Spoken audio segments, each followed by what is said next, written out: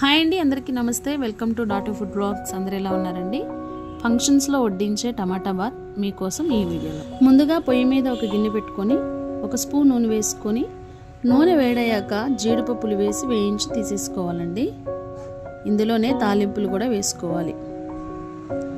తాలింపులు వేగిన తర్వాత పల్లీలు వేసుకొని వేయించుకోవాలి. పల్లీలు వేగిన తర్వాత కరివేపాకు వేసుకోవాలండి. తర్వాత ఇందులో అల్లం ముక్కలు కూడా వేసుకోవాలి. ఇందులోనే మనం కట్ చేసి పెట్టుకున్న ఉల్లిపాయ, పచ్చిమిర్చి తరుగు కూడా వేసి వేయించుకోవాలి.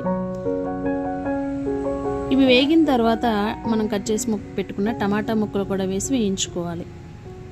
ఈ వేగిన తర్వాత చిటికెడు పసుపు వేసి ఒక మంట తాగలనివ్వాలండి. ఇప్పుడు నీళ్లు పోసుకోవాలి. 1 కప్పుకి 3 కప్పుల నీళ్లు పోసుకోవాలండి. ఇందులోనే రుచికి సరిపడా ఉప్పు కూడా వేసి మరిగించుకోవాలి.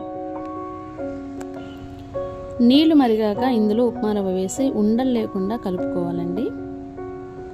చూస్తున్నారు కదా ఈ వీడియోలో. టమాటా బాత్ రెడీ అయిపోయిందండి. ఇందులో మనం వేయించి పెట్టుకున్న జీడిపప్పులు వేసి ఒకసారి కలుపుకోవాలండి. చాలా ఈజీ కదా. అంతేనండి, టమాటా బాత్ రెడీ. ఈ వీడియో కనుక మీకు నచ్చినట్లయితే ప్లీజ్ మన ఛానల్ని సబ్స్క్రైబ్ చేసుకోండి, లైక్ చేయండి, షేర్ చేయండి. మీ ఫ్యామిలీ అండ్ ఫ్రెండ్స్కి ఈ వీడియోని షేర్ చేయండి. థ్యాంక్ యూ అండి. Thank you for watching. Bye.